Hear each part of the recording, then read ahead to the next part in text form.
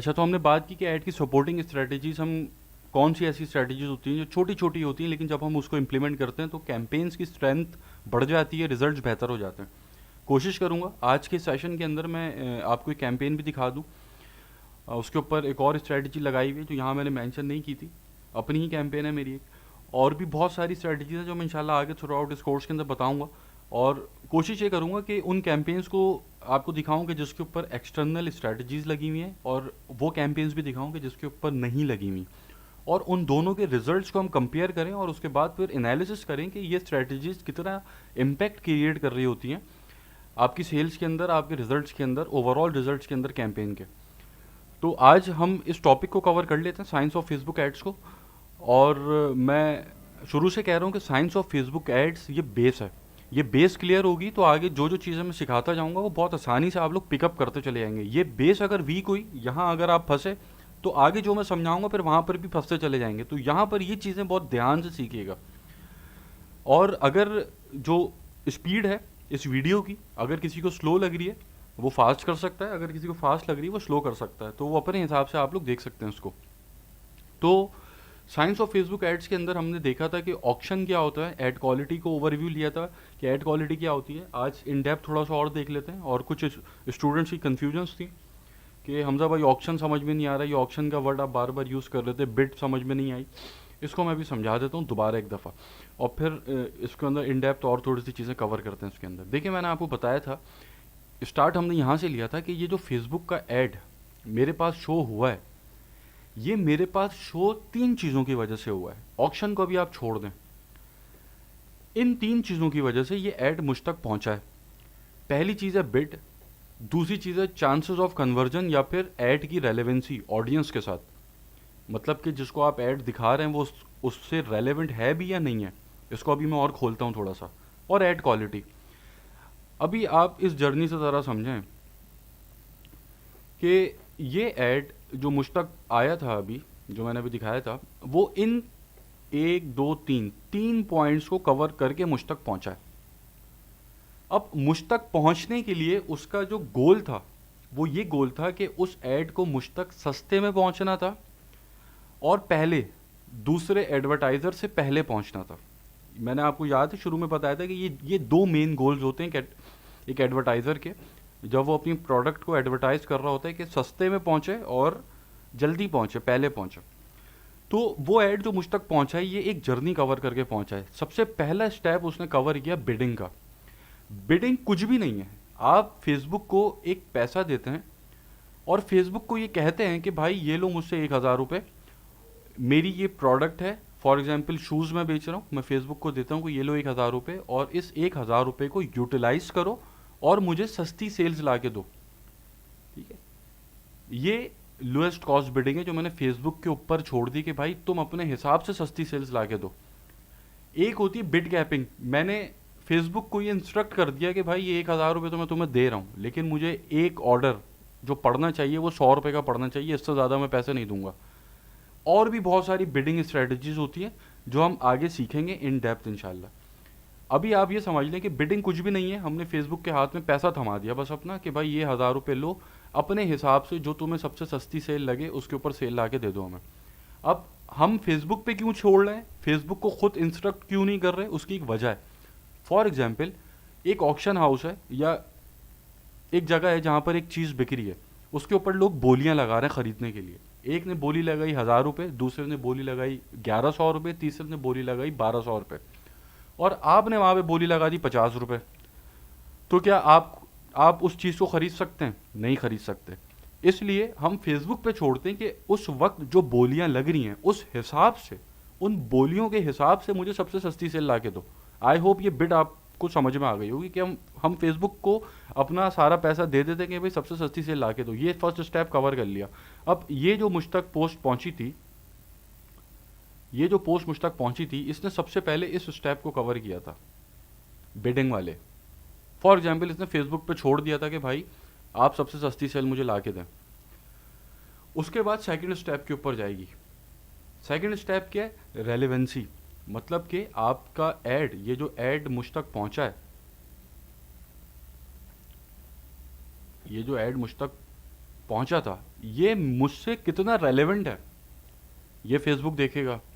ठीक है, जिसको हम टारगेटिंग भी बोलते हैं, कि किस तरीके से टारगेटिंग कर रहा है। इसको मैं भी और खोलूंगा आगे रेलेवेंसी को। अभी सेकंड स्टेप समझ लें बस कि ये मुझसे ऐड रेलेवेंट है भी या नहीं है।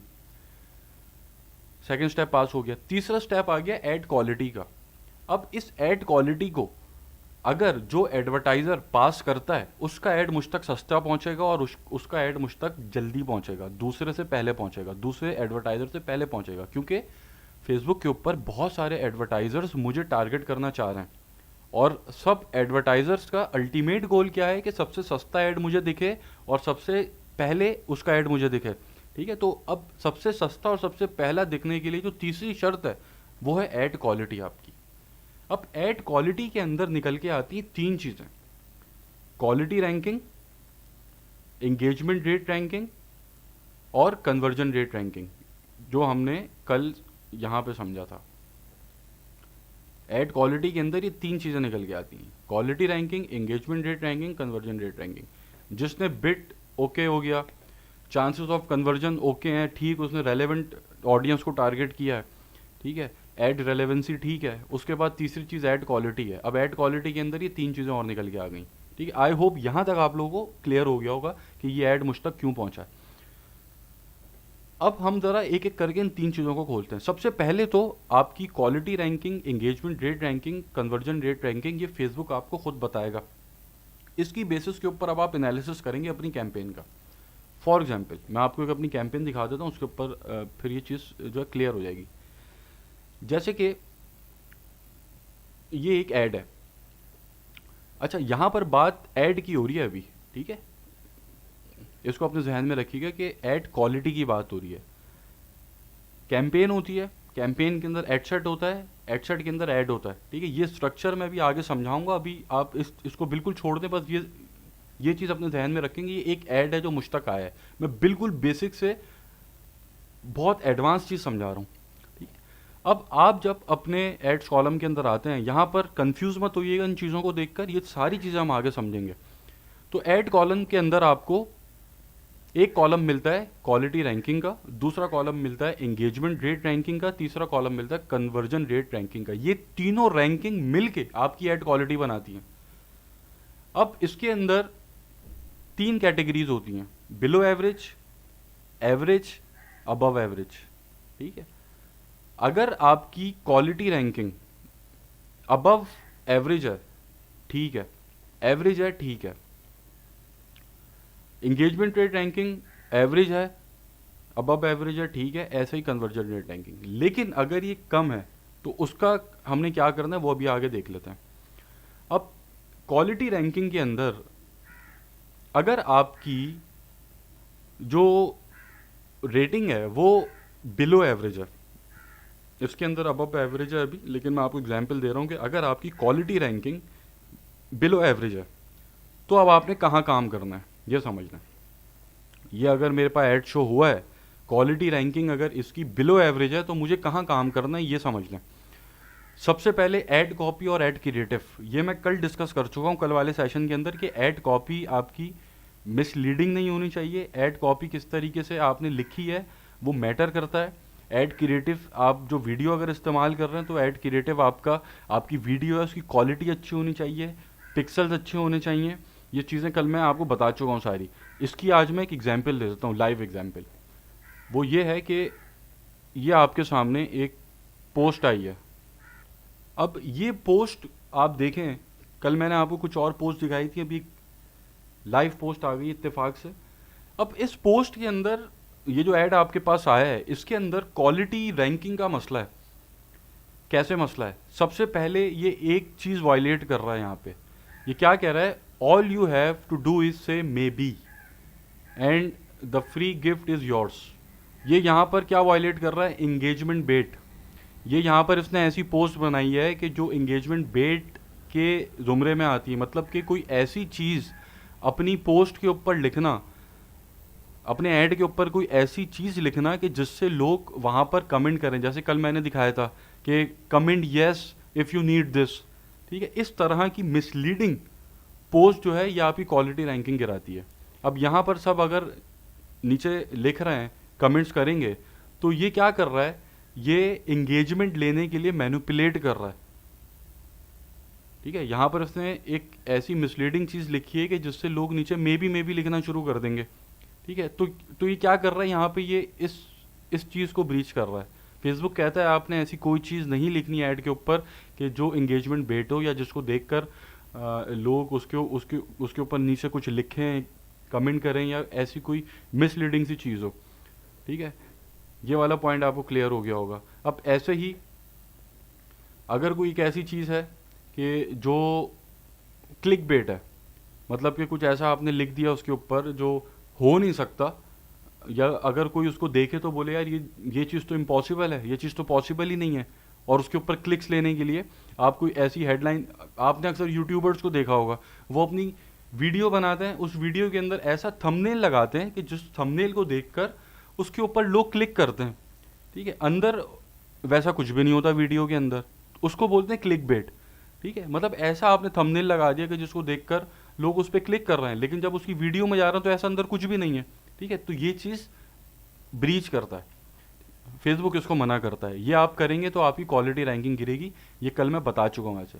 उसके बाद हाई एड फ्रिक्वेंसी, ये भी एक चीज़ होती है कि जिसकी वजह से आपकी जो क्वालिटी रैंकिंग है वो गिरती है। कैसे गिरती है कि आप जब अपने कॉलम्स के अंदर आते हैं तो वहाँ पर आपको एक ये कॉलम नज़र आता है फ्रीक्वेंसी का। ये फ्रीक्वेंसी का जो कॉलम है ये आपको ये बता रहा होता है कि आपका ये एक एडसेट जो है, जैसे ये 3 एडसेट्स हैं, एडसेट को अभी छोड़ दें। ठीक है, अभी मैं बताऊंगा आगे स्ट्रक्चर क्या होता है, क्योंकि देखिए मेरी कोशिश ये है मैं बिल्कुल बेसिक से लेके चलूं, ताकि जो बिल्कुल कुछ भी नहीं पता जिसको, वो भी इसके अंदर मास्टर हो सके।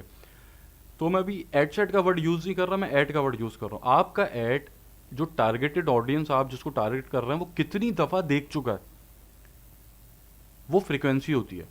अगर फ्रीक्वेंसी आपकी बढ़ेगी तो क्या होगा कि चांसेस होंगे कि जो आपका ऐड बार बार देख रहा है वो आपका ऐड देखकर पोस्ट को हाइड करेगा। जैसे कि अगर मैं इस ऐड को बार बार देखूं तो मैं क्या करूंगा कि मैं इससे इरिटेट होऊंगा और मैं हाइड पोस्ट करूंगा। अगर मैं हाइड पोस्ट पे क्लिक करता हूं तो फेसबुक को ये पता चलेगा कि ये जो कंटेंट ये मुझे दिखा रहा है इसको मैं पसंद नहीं कर रहा और इससे इरिटेट हो रहा हूँ। तो याद रखिएगा, फेसबुक ज़्यादा ख्याल अपने यूज़र्स का रखता है, ना कि अपने एडवर्टाइजर्स का। ठीक है, तो वो देखेगा कि इसने हाइड की है पोस्ट, मतलब कि ये पोस्ट ठीक नहीं है, कोई मसला है उसके अंदर, तो आपकी क्वालिटी रैंकिंग गिरेगी। ठीक है, तो आप इसके ऊपर हम आगे इंशाल्लाह बात करेंगे कि इस फ्रीक्वेंसी को किस तरीके से हम कंट्रोल करते हैं कि हमारा ऐड बार बार सेम ऑडियंस के पास ना जाए। तो अगर फ्रीक्वेंसी बढ़ जाएगी, जो एवरेज फ्रीक्वेंसी होती है वो 1 से 2 के दरमियान रहनी चाहिए, मतलब मैक्सिमम 2 से ऊपर नहीं जानी चाहिए। ठीक है, 1 तो मिनिमम होती है, मैक्सिमम 2, इससे ऊपर ना जाए। अब अगर फ्रीक्वेंसी बढ़ जाएगी तो इट मीन्स कि वो आपका ऐड बार बार उसके पास जा रहा है। अब यहाँ पर ये 3 एड्स लगे हुए हैं, अब ये एक ऐड 2.14, 2.25, 3.62। ठीक है, तो हो सकता है कि ये 3 एड्स जो है किसी एक बंदे के पास तकरीबन 6 से 7 दफ़ा चला गया हो। ठीक है, क्योंकि ये डिफरेंट एड्स हैं और इसके अंदर जो कॉम्बिनेशंस लगे हुए हैं वो हो सकता है कुछ ऐसे कॉम्बिनेशन हो कि जिसके अंदर एक बंदा कॉम्बिनेशन 1 में भी लाए कर रहा है और 2 में भी लाए कर रहा है, या हो सकता है 3 में, तीनों कॉम्बिनेशंस के अंदर वो लाए कर रहा हो। ठीक है, तो बहुत ज़्यादा दफ़ा उसकी तरफ ऐड जाएगा तो वो अपनी पोस्ट को हाइड करेगा। अगर उसने अपनी पोस्ट को हाइड किया तो आपकी जो ऐड क्वालिटी है वो गिरेगी। ठीक, तो आई होप ये क्वालिटी रैंकिंग समझ में आ गई होगी आपको। उसके बाद अगर आप यहाँ पे अपने ऐड कॉलम के अंदर देखते हैं कि क्वालिटी रैंकिंग आपकी बिलो एवरेज गई है, तो अगर वो बिलो एवरेज गई है तो आपने इन चीज़ों पे काम करना है। इन चीज़ों को आपने देखना है, कंसिडर करना है कि आप यहाँ कोई गलती ना कर रहे हो। ठीक है, आपका ऐड कॉपी आपकी परफेक्ट हो। परफेक्ट ऐड कॉपी कैसे लिखी जाती है उसके ऊपर मैं बात करूँगा, इसकी का भी मैं आपको एग्जाम्पल भी दिखाऊँगा। बल्कि मैं अभी दिखा देता हूँ, इत्तेफाक से वो एग्जाम्पल भी मेरे सामने आई हुई है। अब ये एक ऐड कॉपी है, ये एक मेरे पास ऐड शो हुआ है। ठीक है, ट्रैक से आउट मत होइएगा, मैं इसी कॉन्टेक्स्ट के अंदर बात कर रहा हूँ, क्वालिटी रैंकिंग। ठीक है, ऐड कॉपी का इसके अंदर क्या रोल है वो मैं अभी इस लाइव एग्जाम्पल से दिखा देता हूँ। अब यहाँ पर मुझे एक ऐड शो हुआ है। अब इस ऐड के ऊपर इसने क्या क्या भरा हुआ है, क्या क्या भरा हुआ है, कितनी ज़्यादा चीज़ें उसने इसके अंदर डाली हुई। अब यहाँ पर ये एडवर्टाइज़र दो गलती कर रहा है। सबसे पहली गलती तो ये कर रहा है, ये मुझे बोर कर रहा है। मेरे पास इतना टाइम नहीं कि मैं इतना लंबा चौड़ा इसका जो इसने यहाँ पे ऐड कॉपी के अंदर सामान भरा है वो पढूं। पहली गलती ये कर रहा है। यहाँ पर मेरे पास टाइम नहीं है, मैं इसकी ऐड कॉपी के अंदर 2 4 5 मैक्सिमम लाइनें पढ़ के निकल जाऊँगा बाहर, ठीक है, मैं आगे बढ़ जाऊँगा, मैं इसके ऊपर इंटरेस्ट ही नहीं लूँगा फिर। एक ये गलती कर रहा है। दूसरी गलती ये कर रहा है कि ये मुझे अपनी ग्राफिक्स से इंगेज कर सकता था अपने लैंडिंग पेज के ऊपर, लेकिन ये चाह रहा है कि मैं यहीं इंगेज हो जाऊँ उसकी ऐड कॉपी के अंदर। सारा इसने सामान यहीं भर दिया। भाई इसको चाहिए ये मुझे अपने लैंडिंग पेज पे लैंड कराए, एक ऐसी साफ सुथरी ऐड कॉपी लिखे कि जिसको मैं पढूं तो मुझे समझ में आ जाए ये क्या बेचना चाह रहा है।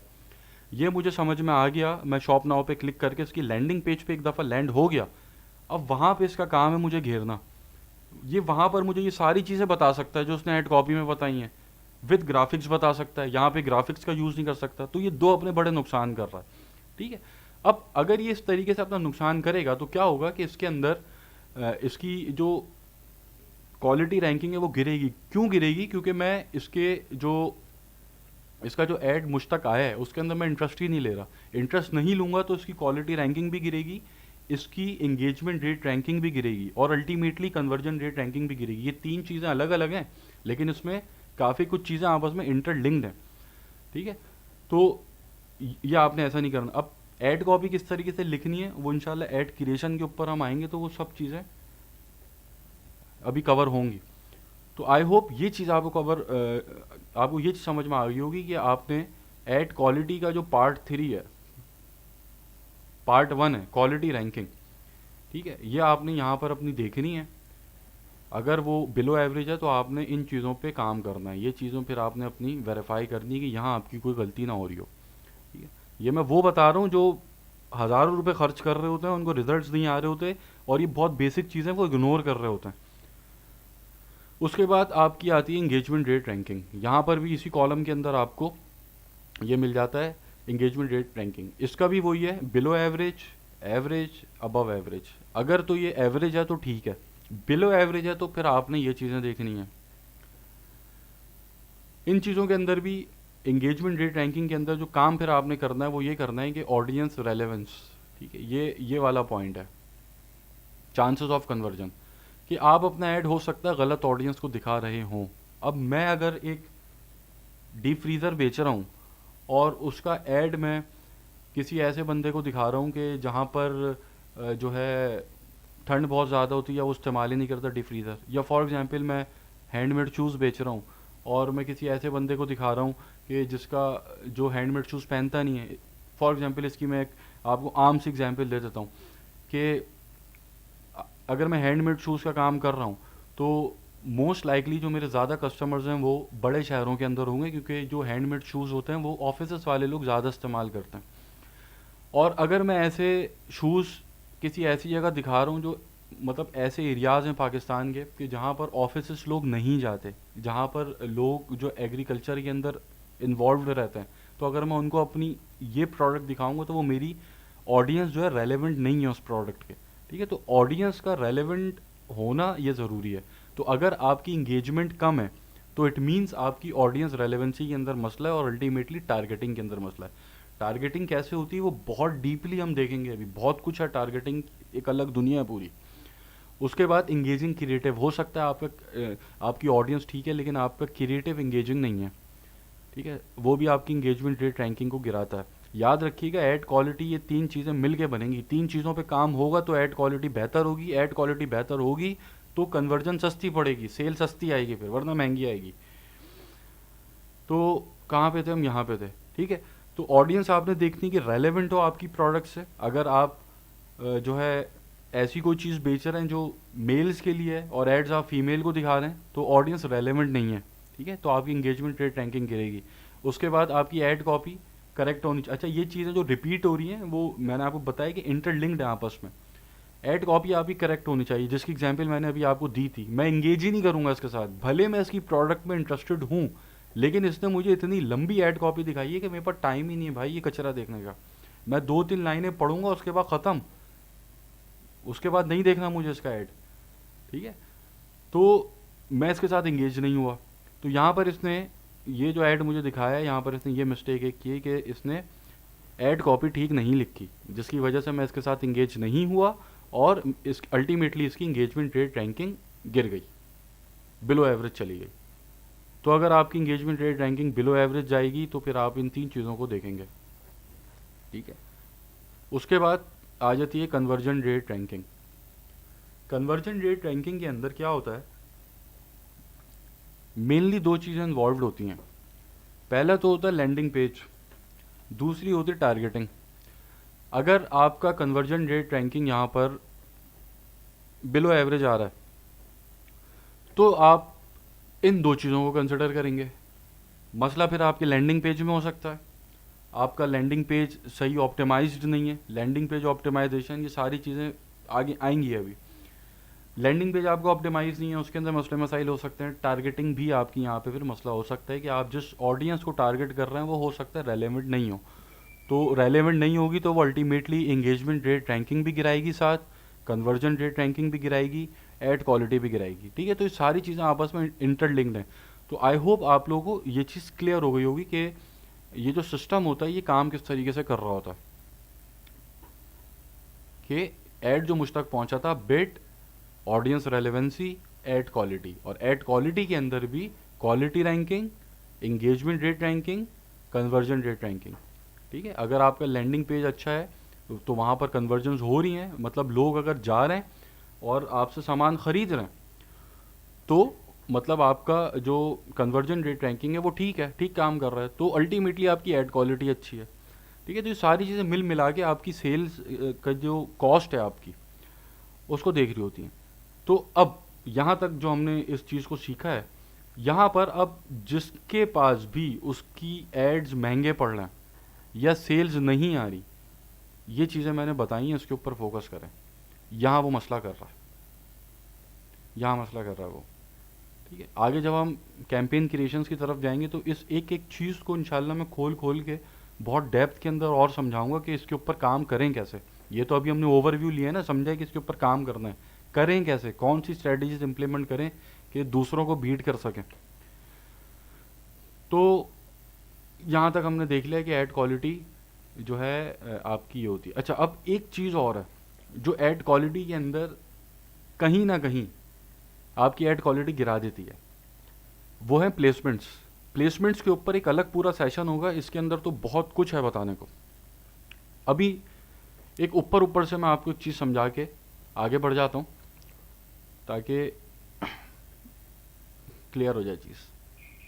अच्छा, यहाँ पर मैंने एक चीज़ बताई थी कि इंगेजमेंट रेट रैंकिंग जो है, इसके अंदर आप कुछ और स्ट्रेटजीज भी इम्प्लीमेंट कर सकते हैं जो कि सपोर्टिंग स्ट्रेटजीज होती हैं, वो आप ये मेरी कैंपेन से देख लें।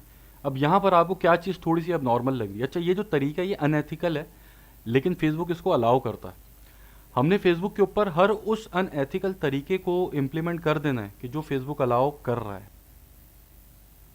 तो जो अनएथिकल तरीके हैं, अगर फेसबुक उसको अलाउ कर रहा है तो आप यूज़ करें, और जो एथिकल तरीके हैं फेसबुक उसको अलाउ नहीं कर रहा तो उसको भी यूज़ ना करें। अब यहाँ पर सिर्फ एक चीज़ इंप्लीमेंट हुई हुई है कि इस कैंपेन के ऊपर ये फेसबुक एड्स के ऊपर ये एफ के बाद एक डॉट लगा हुआ है। ये क्या करता है कि जब आप अपनी न्यूज़ फीड को स्क्रॉल कर रहे होते हैं और आपके सामने एक पोस्ट आती है तो ये चीज़ आपको डिस्टर्ब करती है और आपको एक साइकोलॉजिकल एक इम्पैक्ट क्रिएट करती है आपके जहन के अंदर कि आप रुक के उसको देखें। अब जैसे ही आप रुक के उसको देखते हैं तो फेसबुक उस डाटा को कैप्चर कर लेता है, जिससे वार्म इंटरेस्ट और कोल्ड इंटरेस्ट निकल के सामने आता है, ठीक है। वार्म इंटरेस्ट, कोल्ड इंटरेस्ट मैं भी बताऊंगा, यहाँ पर आप जो इसको यहीं तक समझें, ये एक छोटी सी स्ट्रेटजी है कि जिससे स्क्रॉलिंग के वक्त आपके सामने एक ऐसी चीज़ आती है जो आपको मेंटली डिस्टर्ब करती है कि यार फेसबुक एड्स की स्पेलिंग तो ये नहीं है, एफ के बाद डॉट क्यों है। लेकिन जब आप इसको देखते हैं तो उसके ऊपर रुकते हैं या आप आगे बढ़ जाते हैं तो वापसी आगे देखते हैं ये क्या है। बस जब आप वापसी आगे देखते हैं भाई यही इतना ही काम होता है ऐड का कि आपको वापसी बुला के रुकवा दे अपने ऊपर, ठीक है। रुकवाने के बाद क्या इम्पैक्ट्स क्रिएट होते हैं वो अभी मैं डिस्कस करता हूँ। ऐसी 1000 स्ट्रेटजीज़ हैं, बहुत सारी स्ट्रेटजीज़ हैं, बहुत कुछ दिखाने को है। तो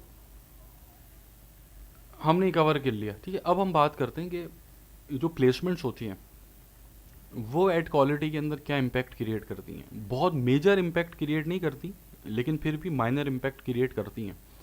और मैंने आपको शुरू से कह रहा हूँ कि ऐड क्वालिटी पे सबसे ज़्यादा फोकस्ड रहना है हमने, ऐड क्वालिटी बेहतर बनाने के लिए। अब होता क्या है कि फॉर एग्जांपल ये मेरी न्यूज़ फीड है और बहुत सारी प्लेसमेंट्स होती हैं। अब वो आगे जब प्लेसमेंट के ऊपर आएंगे तो हम डिस्कस करेंगे। अभी यहाँ पर मेरे सामने दो प्लेसमेंट्स हैं, एक ये न्यूज़ फीड की प्लेसमेंट आ रही है और एक ये राइट कॉलम एड्स आ रहे हैं। अब अगर मैं अपना ऐड न्यूज़ फीड के साथ राइट कॉलम ऐड चलाता हूँ तो इससे क्या होगा, इससे मेरी क्वालिटी कैसे गिरेगी? ऐसे गिरेगी कि मैं कोई ब्रांड तो हूँ नहीं। तो अगर मैं ब्रांड नहीं हूँ तो मैं राइट कॉलम एड्स के ऊपर क्लिक करने के चांसेस मेरे बहुत लो हैं। कैसे लो हैं, इसको एक एग्जाम्पल से समझते हैं। एक आम सी दुकान है जो एक ग्रॉसरी स्टोर होता है। आप अपनी प्रोडक्ट, आपके पास आपने एक प्रोडक्ट बनाई, ABC उसका नाम है, आप उसको लेके चले गए दुकानदार के पास। आपने उस दुकानदार को बोला कि भाई ये एक मेरी प्रोडक्ट है, ये आप अपने स्टोर के ऊपर रखें। और इस प्रोडक्ट को अब आपसे दुकानदार पूछता है कि इस प्रोडक्ट को मैं अपने स्टोर में किस जगह रखूं। अच्छा, ये जो ग्रॉसरी स्टोर्स होते हैं उसके अंदर आप देखें आगे एक शेल्फ होता है, शेल्फ के ऊपर कुछ डब्बे रखे होते हैं, फिर आपके पास और शेल्फ होते हैं जो कुछ पीछे होते हैं, साइड के ऊपर होते हैं। अब आप दुकानदार से क्या बोलेंगे कि आपकी प्रोडक्ट वो कहाँ रखे, आगे वाले शेल्फ पे रखे या फिर अंदर पीछे वाले शेल्फ पे कहीं डाल दे? अगर तो आप उससे कहते हैं कि वो अंदर पीछे वाले शेल्फ पे कहीं डाल दे, तो आप ये एक्सपेक्ट तो नहीं करेंगे ना कि कोई कस्टमर आएगा, आपका नाम लेगा और बोलेगा हाँ भाई वो पीछे वाले शेल्फ के अंदर जो प्रोडक्ट पड़ी हुई है ABC प्रोडक्ट, वो निकाल दो भाई, वो चाहिए मुझे। वो नहीं बिकेगी वहाँ पे, क्योंकि आपको कोई जानता नहीं है। हाँ, अगर आप अपनी प्रोडक्ट को फ्रंट शेल्फ के ऊपर रखेंगे कि जहाँ पर कस्टमर की नज़र पड़ रही है बार बार, वो आके खड़ा होता है तो उसके सामने आपकी प्रोडक्ट उसको नज़र आती, तो वहाँ पर बिकने के चांसेस ज़्यादा हैं। ये एक सिनेरियो है। दूसरा सिनेरियो क्या है, आप एक ब्रांड है, आप बेचते हैं दूध और एवरीडे आपका नाम है। अब आप एवरीडे अपनी प्रोडक्ट लेके दुकानदार के पास जाते हैं और अगर आप उसको ये बोलते हैं कि यार इसको फ्रंट पे रखो, तो आप बेवकूफ़ हैं फिर। क्यों? क्योंकि आपको पता है कि आपका ब्रांड दुनिया जानती है, दुनिया आपका जो दूध है वो इस्तेमाल कर रही है चाय में। तो आपको ज़रूरत नहीं है कि जो आपकी अपनी प्रोडक्ट है वो आप आगे रखवाएं। आप उसको अगर पीछे भी रखवा देंगे तो आपको पता है वो बिकेगी। एग्जैक्टली यहाँ पर ये होता है, जब आप अपनी न्यूज़ फीड स्क्रॉल कर रहे होते हैं तो ये जो एरिया होता है ये वो एरिया होता है कि जिसके ऊपर सबसे ज़्यादा फोकस्ड होता है इंसान। जब फेसबुक का यूज़र स्क्रॉल कर रहा होता है उसके बाद एक मीम आया, दूसरा मीम आया, तीसरी कोई वीडियो आई, चौथा आपका ऐड आ गया, तो यहाँ पर वो सबसे ज़्यादा फोकस्ड होता है। अब अगर उसके पास ये राइट कॉलम ऐड उसको नज़र भी आ रहा है तो उसे क्या पता यार आप कौन है, वो क्यों मैं इसके ऊपर क्यों क्लिक करूँगा, कौन है ये, मुझे क्या पता। हाँ, अगर यहाँ पे एवरीडे लिखा हो, जैसे क्लिक फनल का ये ऐड है, यहाँ पर इस बंदे की जगह एवरीडे की पिक्चर लगी हो या यहाँ पे लेस की पिक्चर लगी हो, तो यार मेरे चांसेस हैं मैं इसके ऊपर क्लिक करके जाऊँगा, क्योंकि मैं इसको जानता हूँ। ये अगर पीछे भी पड़ा हुआ है तो मैं इसको जानता हूँ, मैं इसके ऊपर क्लिक करने के मेरे चांसेस ज़्यादा हैं। अगर मेरी कोई ऐसी प्रोडक्ट है जो मैं जानता ही नहीं हूँ, उसको कोई जानता ही नहीं है, तो वो फिर यहाँ पर क्लिक करने के चांसेस कम है। तो अगर यहाँ पर मेरी प्रोडक्ट डिस्प्ले हो रही है और उसके ऊपर क्लिक नहीं हो रहे, तो फेसबुक के पास क्या जाएगा फिर? फेसबुक फिर यही समझेगा कि भाई दम नहीं है ऐड के अंदर। अगर फेसबुक ये समझेगा ऐड में दम नहीं है तो आपकी क्वालिटी गिरेगी, क्वालिटी गिरेगी तो ऐड महंगा होगा।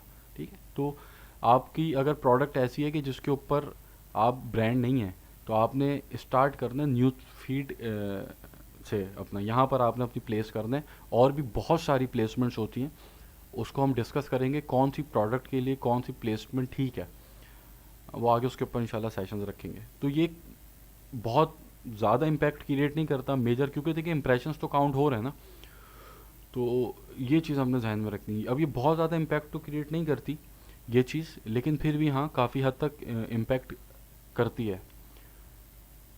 तो जब हम इसके ऊपर आएंगे, प्लेसमेंट के सेक्शन के ऊपर आएंगे, तो इसके ऊपर फिर हम बात करेंगे इन डेप्थ। अभी हमारा जो मकसद है इस सेशन का साइंस को समझना है, साइंस क्या चल रही है पीछे। अच्छा, अब हम देखते हैं कि यार इंटरेस्ट कैसे काम करता है।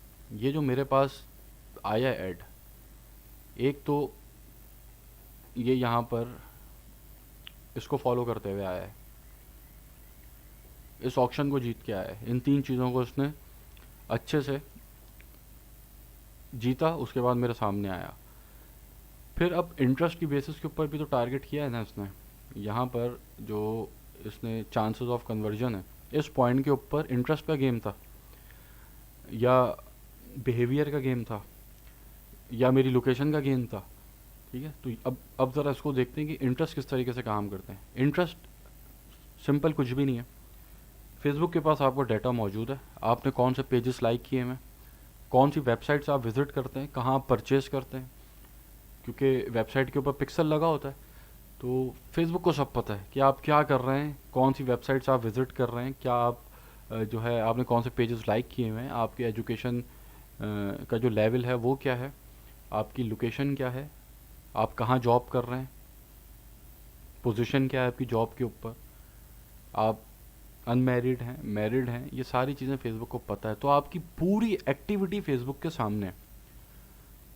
उसकी बेसिस के ऊपर फेसबुक ये आइडेंटिफाई करता है कि आप किस इंटरेस्ट के ऊपर लाए करते हैं। अब फेसबुक ने ये आइडेंटिफाई कर लिया मुझे मेरी पूरी एक्टिविटी देखकर कि ये इंटरेस्ट है जिसके ऊपर मैं लाए कर रहा हूँ, ठीक है। अब उन इंटरेस्ट के अंदर भी दो कैटेगरीज होती हैं, एक होते हैं वार्म इंटरेस्ट, एक होते हैं कोल्ड इंटरेस्ट। कोल्ड इंटरेस्ट वो होते हैं कि जो छुपे हुए होते हैं, फेसबुक उनको ले जाता है बैक एंड के ऊपर, वार्म इंटरेस्ट को आगे रखता है। इस पॉइंट को ज़रा समझिएगा। मेरे पास ये एक ऐड आया है,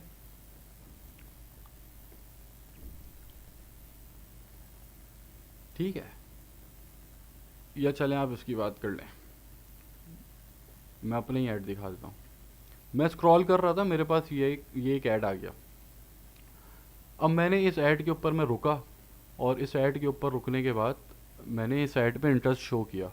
अब यहाँ पर अगर मैं टारगेट कर रहा हूँ ऐसे लोगों को कि जो सोशल मीडिया मार्केटिंग के अंदर इंटरेस्टेड हैं, तो अगर मैं सोशल मीडिया मार्केटिंग के अंदर इंटरेस्टेड हूँ और फेसबुक को ये पता है कि मैं ऐसा बंदा हूँ कि जो फेसबुक ने मेरी पूरी एक्टिविटी देखी हुई, उसे पता है कि मैं ऐसा बंदा हूँ जो सोशल मीडिया मार्केट में इंटरेस्टेड है, तो अगर तो सोशल मीडिया मार्केटिंग का इंटरेस्ट मेरा कोल्ड इंटरेस्ट है, तो इंगेजमेंट के बाद वो वार्म हो जाएगा। और अगर कोई वार्म इंटरेस्ट है, अगर मैं उसके ऊपर इंगेज नहीं करूँगा किसी ऐड के ऊपर, तो कोल्ड हो जाएगा। इसकी एग्जाम्पल आप ऐसे समझ लें कि ये ऐड आया, इसके ऊपर मैं इंगेज हो गया। जैसा ही मैं इंगेज हुआ, मैंने थोड़ी सी आगे अपनी न्यूज़ फीड और स्क्रॉल की, मेरे पास दूसरा एक ऐड आ गया, वो भी सोशल मीडिया मार्केटिंग का ऐड था।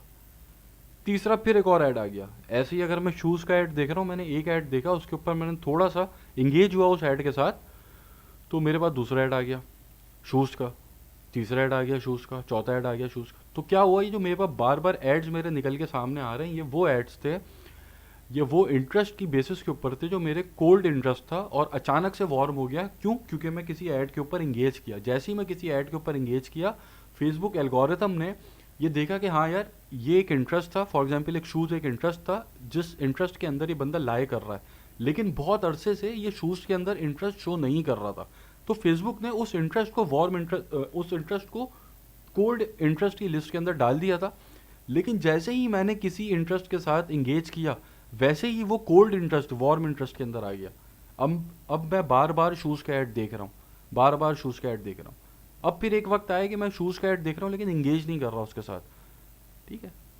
फिर फेसबुक का एल्गोरिथम ये समझा, हाँ यार, अब ये जो इसका वार्म इंटरेस्ट था, अब इसका इंटरेस्ट जो है वापसी, फिर मेरा इंटरेस्ट कोल्ड इंटरेस्ट के अंदर जाने लगेगा और फिर मेरे पास शूज़ का ऐड दिखना कम होते रहेंगे। तो आई होप ये चीज़ आपको समझ में आई होगी कि इंटरेस्ट की कहानी ये चल रही होती है। दो चीज़ों के ऊपर बेस कर रहा होता है, वार्म और कोल्ड। जो वार्म इंटरेस्ट होते हैं वो इंटरेस्ट होते हैं कि जिनके साथ मैं इंगेज हो रहा होता हूँ, ठीक है। जैसे जैसे इंगेज हो रहा होता हूँ वैसे वैसे ही मेरे पास और वैसे ही एड्स नज़र आ रहे होते हैं, ठीक है। और फिर अगर मैं उनके साथ इंगेजमेंट कम कर देता हूँ उन एड्स के साथ, तो वो हल्के हल्के कोल्ड इंटरेस्ट में जाना शुरू कर देते हैं, ठीक है। तो इंटरेस्ट फेसबुक इस तरीके से आइडेंटिफाई कर रहा होता है। वार्म इंटरेस्ट ये होते हैं, कोल्ड इंटरेस्ट ये होते हैं। ये सारी बातें जो मैंने की हैं, इसके ऊपर एक एक पॉइंट के ऊपर मैं आधा आधा घंटा बात कर सकता हूँ। तो ये एक ओवरव्यू है, ठीक है, कि फेसबुक एड्स की जो साइंस है वो उस तरीके से काम कर रही होती है। इसके अंदर आगे कुछ और चीज़ें हम कवर करेंगे और फिर हम इंशाल्लाह अपने जो आगे के हमारे सेशंस हैं उसकी तरफ हम बढ़ जाएंगे। तो आई होप इसके अंदर कोई कन्फ्यूजन नहीं होगी। ये सारी चीज़ें जो मैंने इसके अंदर बताई हैं, अगर ये बेस आप लोग अपनी स्ट्रॉन्ग कर लेंगे तो आगे कुछ और ऐसी चीज़ें हैं जो अगर ये बेस स्ट्रॉन्ग होगी तो बहुत इजी हो जाएंगी। और अल्टीमेट गोल हमारा यही है कि कम पैसे खर्च करना है, ज़्यादा सेल्स लेकर आनी है, ठीक है। तो इसके अंदर कोई अगर आप लोग को सवाल हो, कन्फ्यूजन हो, तो व्हाट्सएप के ऊपर आप लोग मुझसे पूछ सकते हैं। Thank you.